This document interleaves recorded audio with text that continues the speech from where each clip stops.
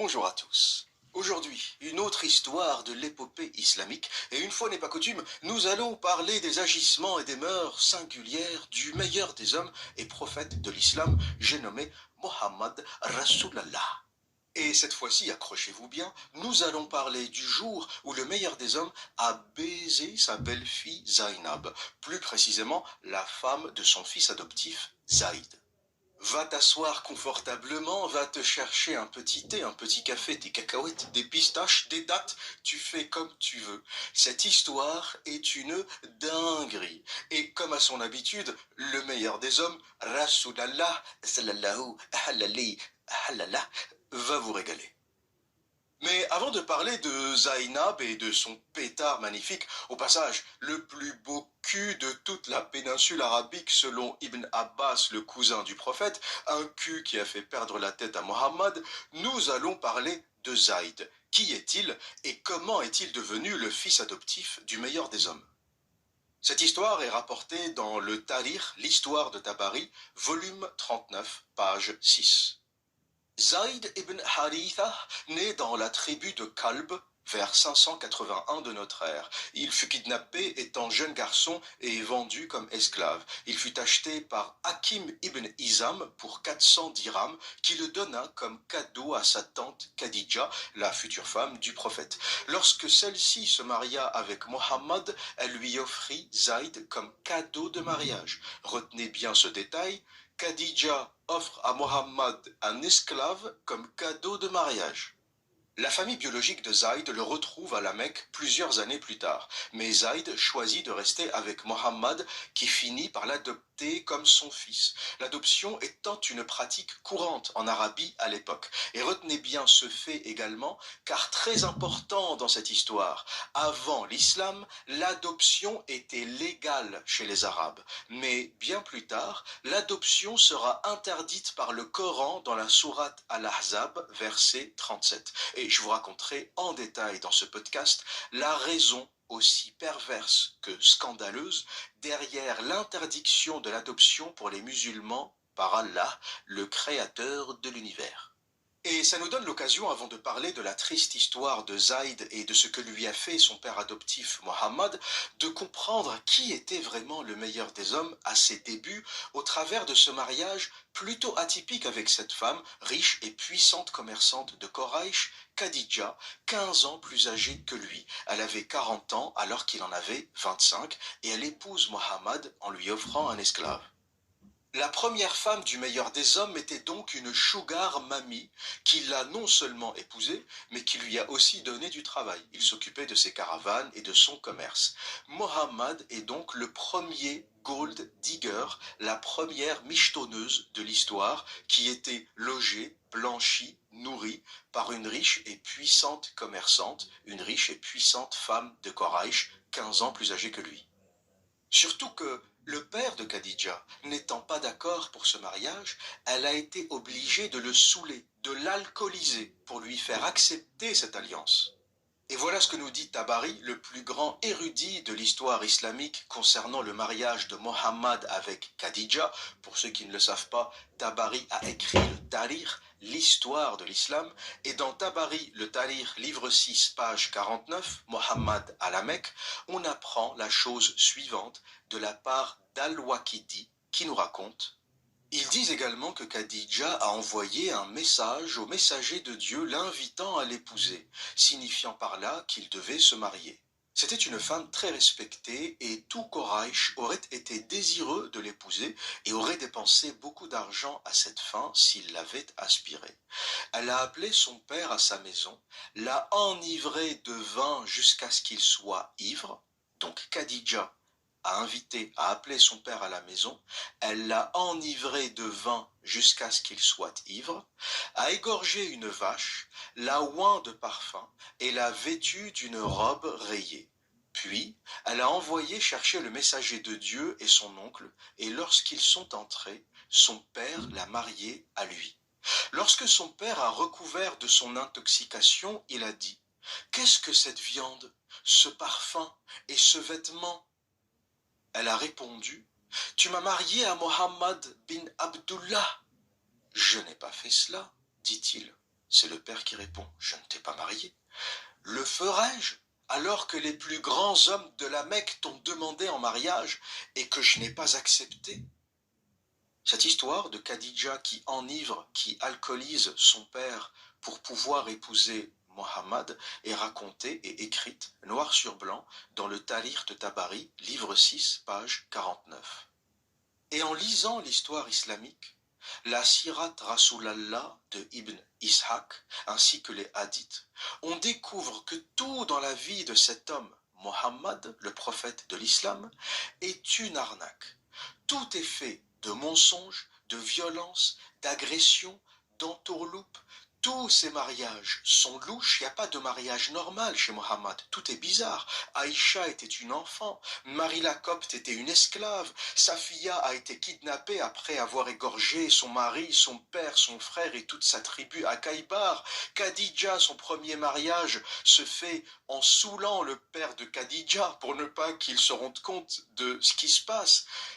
Mohammed est le plus grand scam artiste de toute l'histoire de l'humanité. Charles Ponzi, Napoléon Hill, Bernard Madoff à côté sont des enfants de cœur. C'est des bricoleurs. Et bien sûr, le cas Zainab ne fera pas exception. Et voici comment se déroule l'intrigue, voici comment se déroule cette histoire. Lorsque le prophète Mohammed souhaite marier son fils adoptif Zaïd à Zainab bintou Jahsh, elle refuse. Elle ne voulait pas l'épouser justement en raison de son passé d'esclave. Elle se considérait d'une classe sociale supérieure à Zaïd, le fils adoptif du prophète. Mais comme toujours, Rasulallah ne se laisse pas démonter. Et comme toujours, il use de son autorité divine. Il est assis dans le salon avec Zainab, Zaïd, les invités. Il fait la demande en mariage pour son fils. Zainab refuse. Le prophète, il est là et regarde le plafond. Attends, j'ai reçu une sourate. Chut, ferme ta gueule. Al-Ahzab, verset 36. Taisez-vous, c'est Allah qui parle. Arrête-toi, arrête de jouer, arrête de manger, lâche les pistaches. C'est Allah qui parle, c'est une sourate. Ta gueule, écoute. Al-Ahzab, verset 36. Et il ne convient pas aux croyants et aux croyantes, quand Allah et son prophète ont pris un parti, de suivre leur propre impulsion. Quiconque désobéit à Allah et à son prophète est dans une erreur manifeste. Et que nous dit cette sourate? Comment la comprendre? On va voir le tafsir de Ibn Kathir. On ne peut pas comprendre, encore une fois, je l'ai déjà dit, mais c'est important de le rappeler, on ne peut pas comprendre le Coran sans sabab an-nuzul. Tous les gens qui disent « je lis le Coran, je suis un coraniste, je ne crois à rien d'autre » racontent de la merde. Vous êtes des débiles. Vous n'avez même pas compris ce qu'est le Coran et ce qu'est l'histoire islamique. C'est quoi le Coran? C'est que des sabab an-nuzul. C'est le prophète qui a des problèmes ou qui a des aventures ou des histoires ou des choses qui se passent dans sa vie, et dans le contexte de ce qui se passe, il reçoit des révélations. Un coup, c'est lorsqu'il demande de l'argent aux Juifs, un coup, c'est lorsqu'il veut baiser une femme, un coup, c'est lorsqu'il a des doutes, des problèmes, et donc Allah lui envoie toujours des versets qui sont dans le contexte de ce qui lui arrive. C'est ce qu'on appelle en arabe sabab an-nuzul, les raisons de l'envoi. Et on ne peut pas comprendre les sourates, on ne peut pas comprendre le Coran si on ne comprend pas le contexte. Et voilà ce que nous dit Ibn Abbas au sujet de ce contexte de sourate Al-Ahzab, verset 36. Ibn Abbas raconte que le messager de Dieu, qu'Allah le bénisse et le salue, donna en mariage Zainab bintou Jahsh à Zaïd ben Haritha. Mais elle répugna cela, prétendant qu'elle jouit d'une lignée meilleure que la sienne. Dieu alors fit cette révélation, à savoir que Zainab était la fille de la tante maternelle du prophète et Zaïd, son esclave, affranchi. Donc voilà comment commence cette histoire. Le prophète veut marier son fils, la fille refuse, elle lui dit « ton fils, tu l'as peut-être affranchi, mais pour moi ça reste un esclave, je ne veux pas de lui ». Ding dong, Allah envoie une sourate pour fermer leur gueule à tous ceux qui remettent en cause ce qu'il dit. Et en gros, Allah te dit qu'il ne convient pas aux croyants et aux croyantes, quand Allah et son prophète ont pris un parti, de suivre leur propre impulsion. Et voilà un peu le danger de l'islam, c'est-à-dire que Allah te dit ne réfléchis pas, ferme ta gueule. Quand Allah dit quelque chose et son prophète, tu le fais. Il te dit saute par la fenêtre, tu sautes. Ne réfléchis pas. Quand vous comprenez ça, vous commencez à comprendre le danger du Coran, le danger de l'islam. Une religion, le créateur de l'univers, hein, soi-disant, qui te dit ne réfléchis pas. Quand je te donne un ordre et que mon prophète te donne un ordre, tu le fais. Et il continue en disant quiconque désobéit à Allah et à son prophète est dans une erreur manifeste. Donc l'islam, c'est fermez tous vos gueules, ne réfléchissez pas. Si tu réfléchis ou si tu as un doute, tu vas en enfer. Point. Et donc face à cette pression divine, et surtout face au mafieux Mohammed, hein, parce qu'il n'y avait pas que la pression divine, hein, quand Mohammed égorge quelqu'un, c'est pas la pression divine, hein, il t'égorge pour de vrai. Donc il faut bien comprendre que dans l'histoire islamique, il y a la pression divine, mais il y a aussi la violence de Mohammed le terroriste qui faisait peur aux gens. Parce qu'il faut bien comprendre que si la pression divine seule suffisait, Mohammed ne serait pas allé constamment en guerre, il n'aurait pas égorgé tous ses opposants. Donc si tu es obligé de faire du mal aux gens, si tu es obligé de les agresser physiquement, c'est que la pression divine ne suffisait pas. Donc il faut bien comprendre que les gens face à Mohammed faisaient aussi semblant de croire à ça, sachant très bien que ce qui les terrorisait, d'ailleurs le mot irhab, je l'ai déjà dit, n'existait pas en arabe à cette époque, ça vient de la pratique de Mohammed, hein, terroriser, faire peur pour faire admettre un dogme. Il y avait aussi cet élément-là qui faisait peur autour, dans l'entourage du prophète. Tout le monde savait que c'était un fou sanguinaire et qu'un refus se finirait certainement par un meurtre. Donc, selon le narratif islamique, Zainab accepte cette parole d'Allah, Allah qui lui ordonne d'épouser le fils du prophète, elle le fait et elle devient la femme de Zaïd. Après ce mariage ordonné par Allah via la sourate Al-Ahzab verset 36, du temps a passé et Mohammed va rendre visite à son fils. Zaïd n'était pas à la maison, mais Zainab, si. Elle était en train de se changer, le voile qui recouvrait la porte se lève et le prophète l'aperçoit nu. Et là, Mohammed, sallallahu alayhi wa découvre le matos de Zainab, le pétard de squatteuse intergalactique, le plus beau cul qu'il n'avait jamais vu de sa vie. De toute son existence de prophète, il n'avait vu un cul pareil. Et certainement pas le cul de Khadija, ni celui de Aïcha, pour des raisons évidentes. Hein. La pauvre petite avait 6 ans, donc niveau physique, bon, soyons réalistes. Et voilà ce que nous rapporte Tabari dans son histoire, le Talir, volume 8, page 4, au sujet de cet événement. Et il est très important de toujours rappeler les références et les mettre à l'écran. Et je le fais toujours parce que mes détracteurs ont tendance à dire que l'observateur, il invente des histoires. C'est pas possible, le prophète, il n'a pas vu la femme de son fils à poil, il n'a pas vu son cul, c'est pas possible. Si, c'est pour ça que je vous mets toutes les références. Je ne raconte pas de bêtises. Tout est sourcé. Tout ce que je vous dis, mot à mot, à la virgule près, vous ouvrez les livres et vous les trouvez. T'ouvres le livre de Tabari, le Talir, l'histoire, le volume 8 ou le livre 8, page 4, et voilà ce que tu vas lire. Le messager de Dieu avait marié Zaïd à Zainab bintu Jahsh, la fille de sa tante paternelle. Un jour, le messager de Dieu est sorti à la recherche de Zaïd. Il y avait une couverture de crin sur l'entrée, mais le vent avait soulevé la couverture de sorte que l'entrée était découverte. Zainab était dans sa chambre dévêtue ou nue, et l'admiration pour elle est entrée dans le cœur du prophète. Après cela, elle a été rendue peu attirante pour les autres hommes. Alors, il, Zaïd, est venu et a dit « Messager de Dieu, je veux me séparer de ma compagne. » Mohammed a demandé « Quel est le problème? Quelque chose de sa part t'a-t-il troublé? » « Non, par Dieu, répondit Zaïd, rien de ce qu'elle a fait ne m'a troublé. » Messager de Dieu, ni n'ai-je vu autre chose que du bien. Le messager de Dieu lui dit « Garde ta femme pour toi-même et crains Dieu. » Donc Tabari explique que le drap qui recouvrait la porte se lève par un coup de vent, Mohammed voit Zainab nue et que suite à cet épisode, elle est devenue inattirante à tous les autres hommes, comme par magie. Et là encore une fois, c'est toujours le narratif islamique qui essaye de coller des événements magiques à Mohammed. Comme par hasard, Mohammed voit une femme nue et comme par hasard, elle devient inattirante, elle devient moche pour tous les autres hommes, à tel point que son propre mari, Zayd, donc le mari de Zainab, ne veut plus d'elle. Et il va voir son père adoptif, Mohammed, et lui dit tu sais, depuis que tu as vu le cul de ma femme, depuis que tu l'as vue à poil, comme par hasard, elle n'est plus attirante pour moi. Voilà, je ne ressens plus aucune attirance pour elle. Et là, on peut en conclure que c'est le narratif islamique qui essaye d'enjoliver les choses, parce qu'il n'y a pas d'explication rationnelle. Pourquoi elle deviendrait soudainement inattirante pour tous les hommes? Vous avez compris que c'est une façon de légitimer les prédations de Mohammed. C'est pour lui donner un peu bonne conscience. Voilà, c'est simplement par magie que tous les hommes ne s'intéressaient plus à elle, et même son mari ne s'intéressait plus à elle. Donc, qui reste-t-il?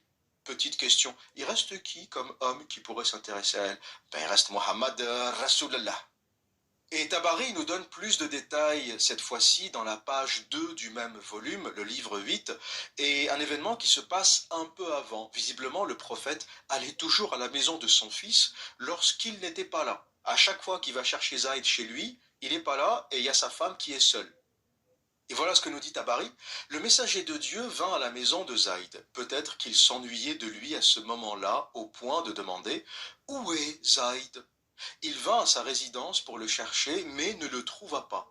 Zainab bint Jahsh, l'épouse de Zaïd, se leva pour l'accueillir. Comme elle était habillée seulement d'une chemise, le messager de Dieu se détourna d'elle.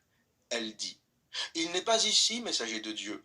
Entre, toi qui m'es aussi cher que mon père et ma mère. » Le messager de Dieu refusa d'entrer.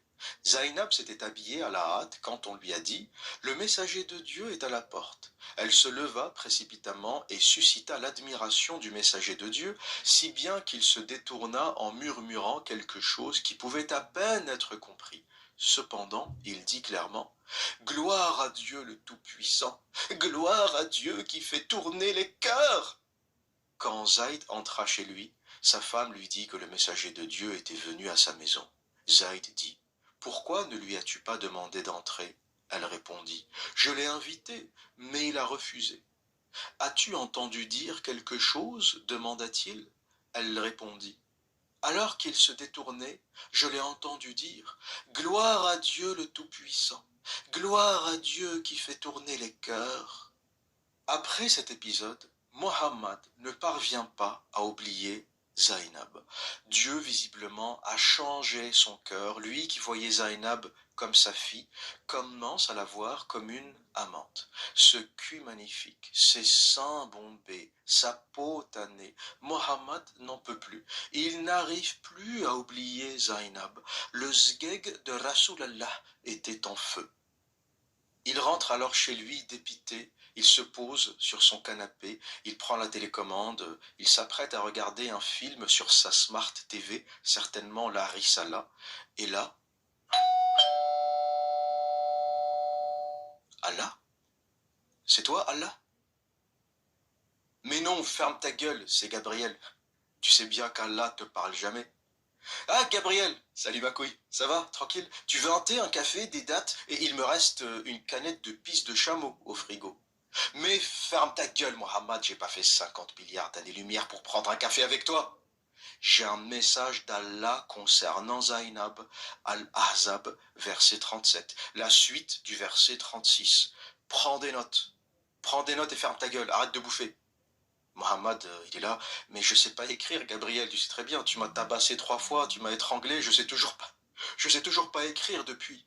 Et Gabriel, ah oui, mais putain, j'ai oublié, de tous les humains, il a fallu qu'Allah envoie son message à un bédouin analphabète.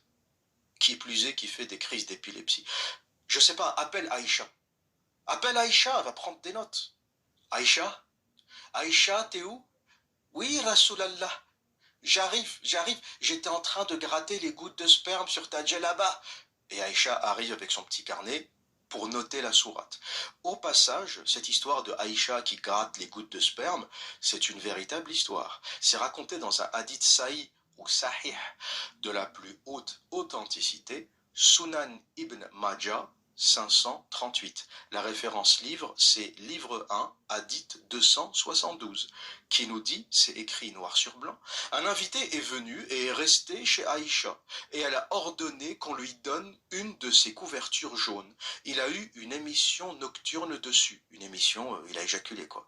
Et il était trop gêné pour la renvoyer à Aïcha alors qu'elle portait des traces de cette émission. Alors il l'a trempée dans l'eau et puis l'a envoyée à elle. Aïcha a dit, « Pourquoi a-t-il abîmé notre vêtement? Il aurait suffi qu'il gratte avec son doigt. J'ai souvent gratté le sperme du vêtement du messager d'Allah avec mon doigt. » Aïcha qui dit, dans un hadith authentique, « J'ai souvent gratté le sperme du messager d'Allah avec mon doigt. » C'est une petite parenthèse qui est importante, on va reprendre le fil de l'histoire concernant Zaïd, mais parenthèse importante concernant les musulmans qui viennent dans les commentaires me dire « on vous a appris à vous laver, l'islam c'est la propreté ».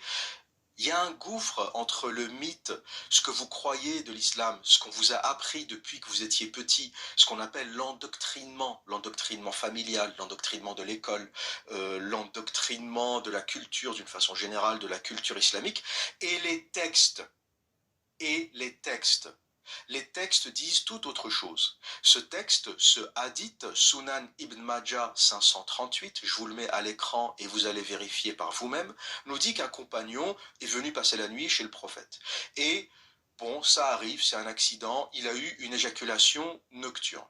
Et le mec, au lever, il a un peu honte, c'est normal, c'est un invité, il salit la couverture, il la trempe dans l'eau. Il dit, c'est le minimum que je puisse faire. Voilà, je la trempe dans l'eau, au moins ça se verra pas. Et Aïcha lui dit, mais pourquoi tu l'as trempée dans l'eau? On lave pas les couvertures. Rasulallah, le prophète de l'islam, le meilleur des hommes, me demandait de gratter les gouttes de sperme. Et il y a même d'autres hadiths où on raconte qu'elle grattait les gouttes de sperme de sa djellaba avant qu'il aille faire la prière, avant qu'il aille à la mosquée. Aïcha passait son temps à gratter les vêtements du prophète souillés. D'où l'islam, c'est la propreté. T'imagines, l'envoyé de Dieu, l'envoyé du créateur de l'univers, il aurait pu avoir une sourate qui lui dit « Mohammed, arrête de gratter le sperme sur tes vêtements, lave-les. Pourquoi j'ai créé l'eau? Espèce d'abruti. Pourquoi j'ai créé l'eau ?» Un autre hadith où il dit aux gens de s'essuyer le cul avec un nombre impair de pierres, 3, 5, 7. J'en avais parlé dans une vidéo précédente. D'où l'islam, c'est la propreté. J'ai l'impression des fois que les musulmans vivent un rêve éveillé. Ils sont dans une galaxie parallèle. Ils pensent des choses parce que ça se transmet verbalement de père en fils. Donc à force de répéter, l'islam c'est bien, l'islam c'est la propreté, Allah c'est bien, Allah c'est la propreté, nanani nanana, et ça se répète, et ça se répète, et ça se répète. Et le pauvre gars, il ouvre, il tombe sur ma vidéo ou sur une autre vidéo et il ouvre les textes, il va voir les hadiths, il apprend que Aïcha, la petite Aïcha, passait son temps à gratter les gouttes de sperme parce que Rasulallah, sallallahu alayhi wa sallam, lui disait ne lave pas le linge, ne lave pas le linge Aïcha, gratte le sperme, comme un ticket à gratter. Si tu trouves 3 bons numéros, t'as gagné.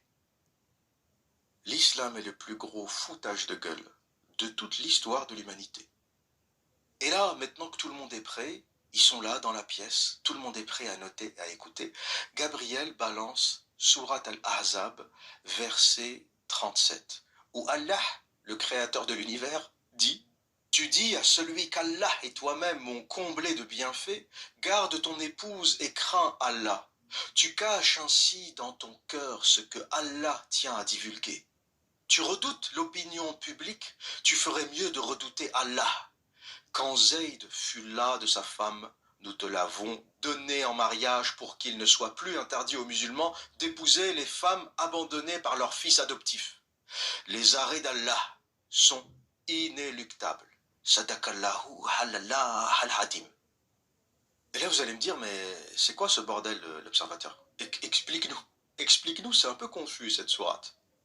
Ben en fait, ce que dit Allah dans cette sourate, et je vous parlerai du Sabab an-Nuzul et du tafsir de Ibn Kathir, il dit Tu dis à celui qu'Allah et toi-même ont comblé de bienfaits, garde ton épouse et crains Allah. Ça fait référence à l'épisode où, quand Zayd a dit au prophète, je ne la trouve plus attirante depuis que tu l'as vue à poil, je veux m'en séparer, le prophète lui dit, garde ta femme. Donc Allah fait référence à cet épisode. Et il lui dit ensuite, tu caches ainsi dans ton cœur ce que Allah tient à divulguer. Tu redoutes l'opinion publique, tu ferais mieux de redouter Allah. Donc Allah dit à son prophète, moi je sais que tu kiffes Zainab, tu caches dans ton cœur ce que Allah tient à divulguer. Et en gros, le prophète avait peur de dire qu'il avait de l'attirance pour Zainab, par peur de ce que vont dire les gens. C'était une petite tribu, tout se sait, les gens vont parler, donc il n'osait pas. Et Allah lui dit, si toi t'as honte, Allah n'a pas honte. Moi, je vais te donner l'autorisation de niquer la Zainab. Moi, je te donne l'autorisation de niquer toutes les femmes. Vous vous souvenez le verset 50 de la même sourate d'ailleurs, sourate Al-Ahzab, où le prophète se donne l'autorisation, où Allah lui dit, tu peux niquer tout le monde. Voici le rappel, Al-Ahzab verset 50, ô prophète, nous déclarons licite tes unions avec les femmes que tu as dotées et les captives qu'Allah t'a livrées. Nous te permettons d'épouser les filles de tes oncles et de tes tantes paternelles et maternelles qui ont émigré avec toi. Si tu le désires, toute croyante qui t'aura donné son cœur, c'est là un privilège que nous te conférons à l'exception des autres croyants. Là, c'est le verset où Allah dit au prophète, tu peux niquer ce que tu veux. Les captives, les esclaves, toutes tes cousines, maternelles, paternelles, et tu peux aussi niquer toutes les femmes qui se donnent à toi. Et Mohammed, il a dû s'écrire cette sourate pour enlever le doute. Au début, il avait commencé petit à petit, il faut se marier avec la dot, puis il a levé la restriction sur le fait d'épouser la femme de son fils, comme on va le voir avec Zayd. Et petit à petit, comme ça suffisait pas, il s'est dit, bon bah, on va niquer tout le monde. Pourquoi on va écrire une sourate à chaque fois qu'il y a un cas particulier? On va virer cette problématique. Je peux niquer qui je veux, quand je veux. Par contre, c'est un privilège qui n'est fait que pour moi. C'était bien de le préciser dans la sourate parce que c'est quand même dommage que les autres musulmans puissent niquer tout ce qu'ils veulent, tout ce qu'ils peuvent en tout cas. Mais là, il s'est dit non, non, non, on va pas déconner. Il a dû écrire la sourate en disant que tu peux tout niquer, mais il s'est dit, je vais ajouter à la fin, c'est un privilège que Allah ne m'octroie qu'à moi. Quand je vous dis que c'est le plus gros fils de pute qui n'ait jamais marché sur cette terre, je pèse mes mots. Et le tafsir de Ibn Kathir concernant ce passage, et si tu désires, toute croyante qui t'aura donné son cœur, c'est là un privilège que nous te conférons à l'exception des autres croyants, Ibn Kathir nous dit, cela signifie qu'il était permis au prophète de prendre comme épouse toute croyante si elle s'offrait à lui sans lui donner de dot s'il le voulait. Là, c'est du niveau de Raël, c'est une secte raélienne, l'islam en fait.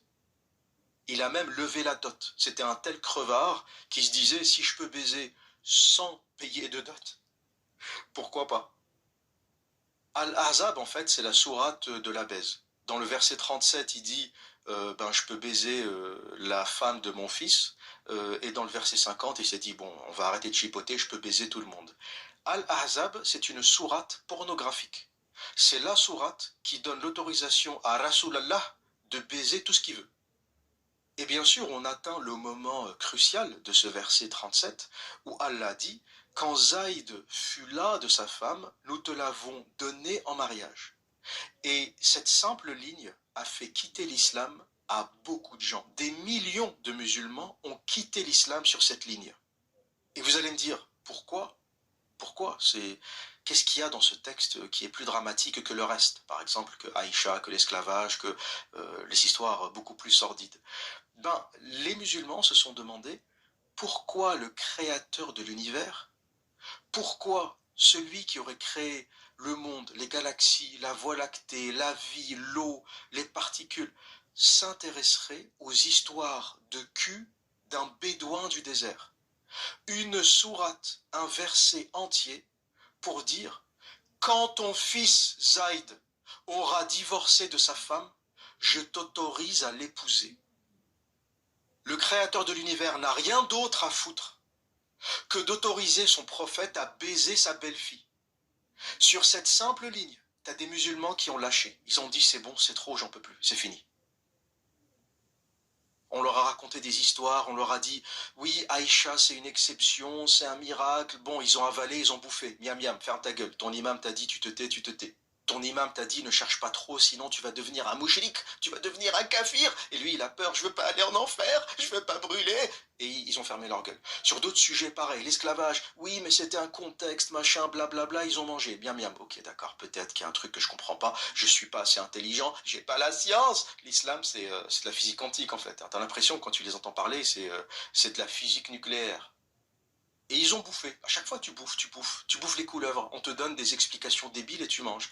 Et t'en as, ils sont arrivés à ça. Ils ont dit, ça suffit. Il n'y a rien, il n'y a rien qui justifie ça. Le créateur de l'univers qui fait divorcer le fils du prophète pour que le prophète épouse sa femme. Il n'y a rien qui justifie ça, c'est du n'importe quoi. Et voilà ce que nous dit le tafsir de Ibn Kathir. Quand Zaïd fut là de sa femme, nous te l'avons donné en mariage.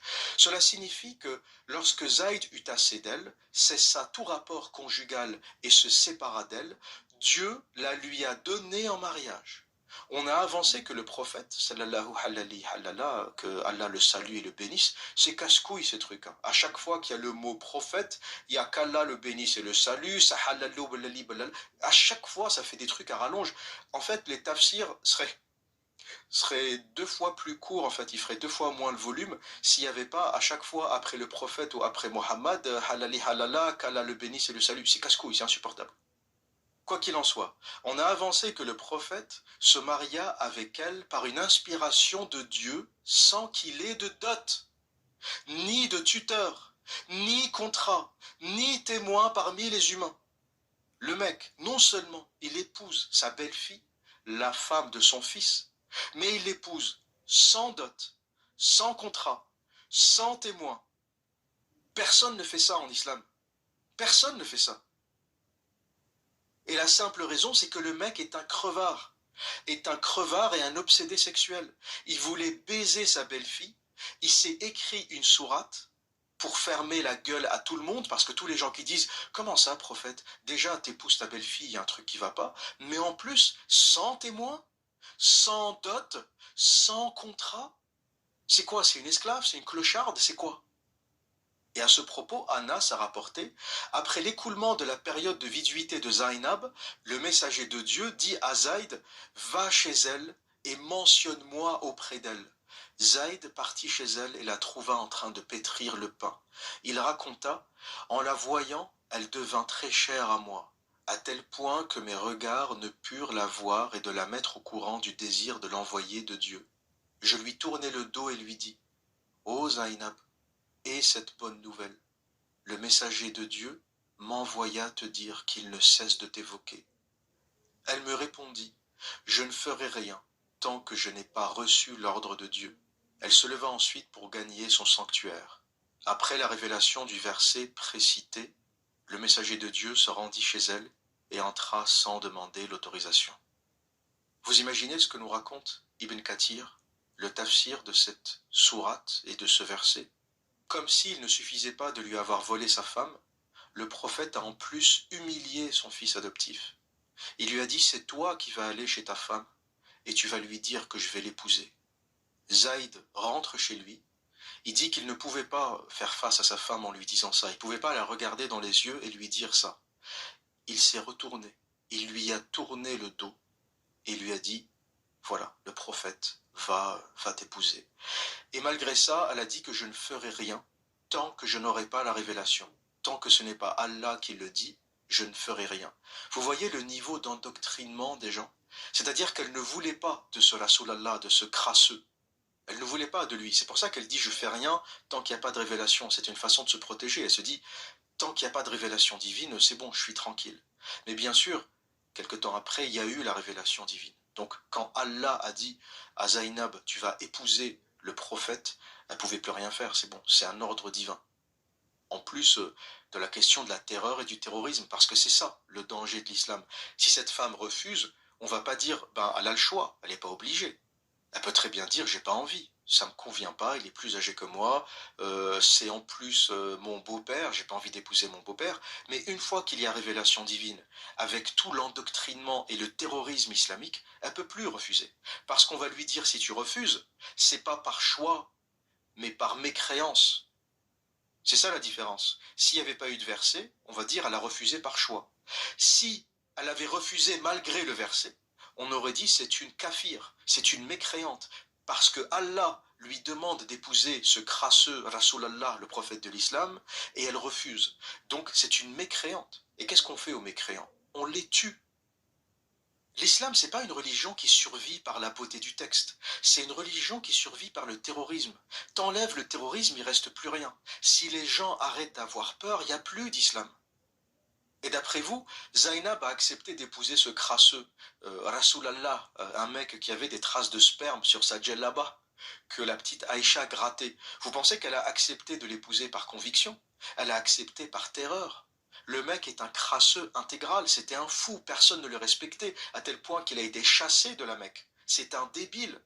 Et la seule raison pour laquelle une jeune, jolie femme courtisée accepte d'épouser un crasseux pareil, c'est la terreur, c'est tout. C'est la terreur. Allah a dit, donc tu fais. C'est ça l'endoctrinement et c'est ça le terrorisme. Voilà pourquoi l'islam use du terrorisme, parce qu'il n'y a rien de rationnel dans ce dogme. Il n'y a que la peur qui peut te le faire accepter. Il n'y a que la peur qui pouvait faire accepter à Zainab d'épouser un mec qui avait des taches de sperme séchées sur sa djellaba. Qui plus est, qu'une petite fille de 9 ans avait gratté.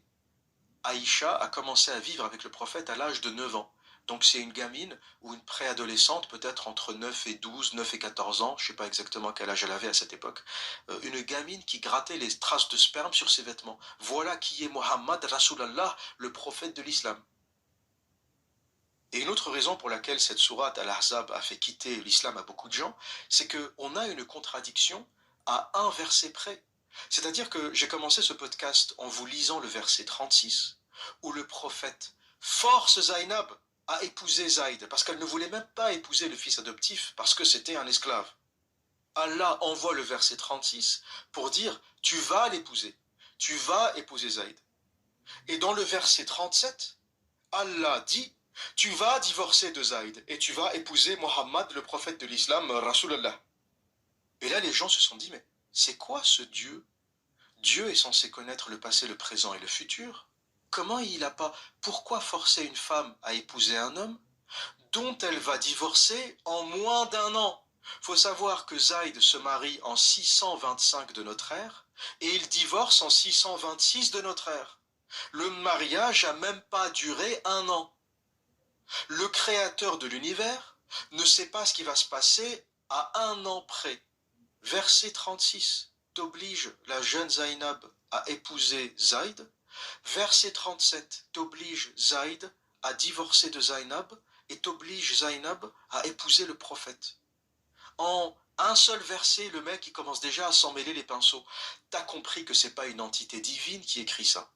C'est le bordel monstre d'un bédouin du désert buveur de pisse de chameau. Il n'y a qu'un bédouin analphabète pour avoir autant de contradictions. Là, on ne parle pas de deux versets à 7 ans d'intervalle, ou à 10 ans d'intervalle, ou à 20 ans d'intervalle. On parle de deux versets à même pas un an d'intervalle. Et vous appelez ça le créateur de l'univers? Faut être débile pour penser que Allah, qui sait même pas à un an près ce qui va se passer, est vraiment une entité divine. Voilà l'autre raison pour laquelle tous les musulmans dotés de raison, dotés d'une capacité intellectuelle à raisonner, ce n'est pas donné à tout le monde. Tu as des quotients intellectuels bas qui ne pourront jamais comprendre ça. Et ces gens-là, peut-être que finalement, vaut mieux qu'ils restent musulmans. Vaut mieux que vous restiez dans l'islam. Si vous me dites, l'observateur, mais tu crois que quitter l'islam, c'est donné à tout le monde? Je vais te répondre, non, ce n'est pas donné à tout le monde. En dessous d'un certain quotient intellectuel, tu ne peux pas quitter l'islam. Et peut-être que vaut mieux que tu restes musulman, ça te permet de t'encadrer. Peut-être que si tu quittes l'islam, tu vas devenir plus dangereux. Ça te permet de t'encadrer, de te laisser dans ta médiocrité. Tu fais la prière, tu poses la tête au sol, tu lèves le cul au ciel, Allahu Akbar, Bismillah, machin, tu répètes les mêmes conneries. Peut-être que ça permet de te prendre en charge. Pourquoi? Parce que tu ne peux pas comprendre la logique. La logique se comprend, ou le raisonnement rationnel est possible à partir d'un certain niveau intellectuel. C'est-à-dire que comprendre la contradiction entre le verset 36 et le verset 37 demande de la logique. Et tout le monde n'est pas capable de raisonner. Moi, je suis réaliste sur l'humanité. T'as des gens qui sont plus, je sais pas comment on va les appeler, plus humanistes ou plus généreux ou plus optimistes, qui vont te dire non, non, tous les humains sont égaux, tout le monde peut comprendre la logique, tout le monde peut comprendre la rationalité. Non, non. Pour avoir entendu des musulmans, pour avoir écouté des gens parler, je suis convaincu que tout le monde n'est pas capable de logique. Beaucoup de gens qui écoutent cette vidéo ne vont pas comprendre ce que je dis. C'est-à-dire qu'à partir d'un certain quotient intellectuel, ou en dessous d'un certain quotient intellectuel, tu n'es plus capable de comprendre. Et donc, cette contradiction entre le verset 36 et 37, si tu as un QI 80 ou un QI 75, tu peux pas le comprendre. Ça va te paraître normal. Oui, verset 36, il force Zainab à épouser Zaïd. Verset 37, il force Zaïd à divorcer. Et il force Zainab à épouser le prophète. Oui, pourquoi pas? Il n'y a rien d'illogique. Oui, Dieu ne peut pas voir le futur, il savait pas. Oui, il n'y a rien d'illogique. Moi, je reste fidèle à Rasulallah. Voilà. Oui, il avait des traces de sperme sur ses vêtements. Et alors? Et alors, il avait une préadolescente de 9 ans qui grattait les traces de sperme sur ses djellabas. Oui, so what? Il y a des musulmans comme ça. Face à autant d'atrocités, de débilités, de conneries, ils vont te dire, oui, oui, moi je crois. Quelle que soit la chose écrite dans le Coran, je crois. Ils vont vous le dire. Et vous, si vous m'écoutez, vous faites partie de cette catégorie, restez musulman. Je pense que vous n'êtes pas capable de supporter et de tolérer la liberté. Ce n'est pas pour vous. Vous êtes peut-être, malheureusement, et en raison de votre quotient intellectuel, condamné à ne jamais comprendre la vérité. Et je ne sais pas si c'est fait pour vous, la vérité. Ça aussi, hein, je suis convaincu que ce n'est pas fait pour tout le monde. Tu as des gens, tu leur donnes la liberté, ils font des choses incroyables. Ils font des choses incroyables, ils voyagent, ils écrivent, ils produisent, ils font des expériences, ils montent des boîtes, ils font des trucs incroyables avec cette liberté. T'as des gens, tu leur donnes la liberté, ça devient des tueurs en série. La liberté, c'est pas fait pour tout le monde. Donc, si t'es pas capable de la supporter, reste dans ce dogme à ce moment-là, et c'est très bien, ça t'encadre. 5 fois par jour, Rasulallah, tu poses la tête au sol, tu lèves ton cul au ciel, et c'est très bien comme ça, et c'est tout ce que tu es capable de supporter de toute manière. Et pour finir, parce que ce n'est pas le seul drame dans cette histoire, si ça ne s'arrêtait que là, si l'histoire se finissait avec Mohammed qui épouse Zainab, et puis voilà, c'est la fin de l'histoire. Bon, c'est une histoire du 7e siècle, on oublie tout ça et on passe à autre chose. Mais ça ne s'arrête pas là. Ça ne s'arrête pas là. Comme Mohammed avait honte, il avait honte de cette histoire, il a épousé sa belle-fille quand même, ça reste, c'est une tâche. Qu'est-ce qu'il a fait? Il s'est dit, ben, ça serait bien que ce ne soit plus ma belle-fille, pour que les gens acceptent mieux cette situation. Et pour que ce ne soit plus sa belle-fille, il faut quoi? Il faut que Zaïd ne soit plus son fils. Et donc ce qu'il a fait, c'est qu'il l'a renié. Mohammed Rasulallah a renié son fils. Et ça ne s'arrête pas là. Il a interdit à tous les autres musulmans d'adopter. L'adoption est interdite en islam en raison de ce verset 37 de Surat Al-Ahzab. Plus spécifiquement, la partie où Allah, le créateur de l'univers, dit « Il n'a pas assimilé vos enfants adoptifs à vos enfants légitimes. Il n'a pas assimilé vos enfants adoptifs à vos enfants légitimes. » Il y a aujourd'hui 2 milliards de musulmans qui n'ont pas le droit d'adopter à cause de ce verset. Des familles dans le monde musulman, des couples stériles qui ne peuvent pas avoir d'enfants, même s'ils sont riches, même s'ils sont millionnaires, à cause de ce verset, ils n'ont pas le droit d'adopter. Et c'est un autre élément qui a fait quitter l'islam à beaucoup de gens, parce que ils voulaient adopter et ils se sont dit je ne peux plus adhérer à une religion qui refuse l'adoption, qui refuse que des gens qui ne peuvent pas avoir d'enfants, ou qui peuvent avoir des enfants, mais qui, pour des raisons, je ne sais pas, qui leur appartiennent, veulent adopter pour des raisons peut-être de générosité.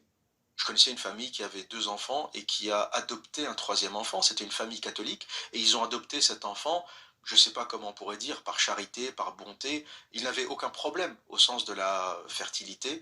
Ils avaient 2 enfants biologiques et ils ont adopté un 3e enfant originaire de Madagascar. Et c'était une famille catholique croyante et ils ont fait cette adoption dans ce contexte. Donc, les gens qui veulent adopter le font pour des raisons qui leur appartiennent. Mais l'islam interdit cette pratique en raison de cette histoire. Pas pour d'autres raisons, parce qu'à la limite, il y aurait eu une raison logique. On va se dire, Allah, le créateur de l'univers, peut-être qu'il a de bonnes raisons de faire ça. Non, la seule raison, c'est que Mohammed voulait niquer sa belle-fille. Pour que ce ne soit plus sa belle-fille, il faut qu'il renie son fils adoptif. Point. Et voilà ce que nous dit le tafsir de Ibn Kathir au sujet de ce texte. Il n'a pas assimilé vos enfants adoptifs à vos enfants légitimes, extrait de Sourate Al-Ahzab, verset 37. Ce verset fut révélé au sujet de Zayd bin Haritha, l'affranchi du prophète. Il avait adopté avant de recevoir le message de la révélation. On l'appelait Zayd ben Mohammed, donc Zayd, le fils de Mohammed. Dieu a voulu mettre fin à cette filiation. Tout comme il a dit dans un autre verset, non, Mohammed n'est plus le père d'aucun d'entre vous, il est le prophète d'Allah et le dernier des prophètes. Donc cette adoption n'est qu'une parole dans la bouche des hommes, et l'enfant adoptif est né des reins d'un autre père. Comment donc peut-il avoir deux pères à la fois, tout comme l'homme ne pouvait avoir deux cœurs dans son corps? Et toujours dans le tafsir de Ibn Kathir, Abdullah ben Omar dit « Nous n'avions cessé d'appeler Zayd ben Haritha, l'esclave affranchi du prophète, jusqu'à la révélation de ce verset. À cette époque, les hommes traitaient les fils adoptifs comme de vrais enfants légitimes. Même ils les laissaient seuls avec leurs femmes. Après l'abrogation de cette filiation, Dieu a permis à son messager de se marier avec Zainab bintu Jahsh, la femme répudiée de Zayd. Près de 2 milliards de musulmans à travers le monde n'ont pas le droit d'adopter en raison d'une histoire de cul. Le créateur de l'univers dit à toute l'humanité, parce que l'islam est censé être révélé pour toute l'humanité, le créateur de l'univers dit à toute l'humanité, vous n'avez pas le droit d'adopter. Et les Arabes de l'époque, qui avaient l'adoption comme pratique, le tafsir nous dit même que ces enfants étaient comme nos enfants, il n'y avait pas de différence. L'enfant adoptif, c'était comme l'enfant biologique. On le laissait à la maison avec nos femmes.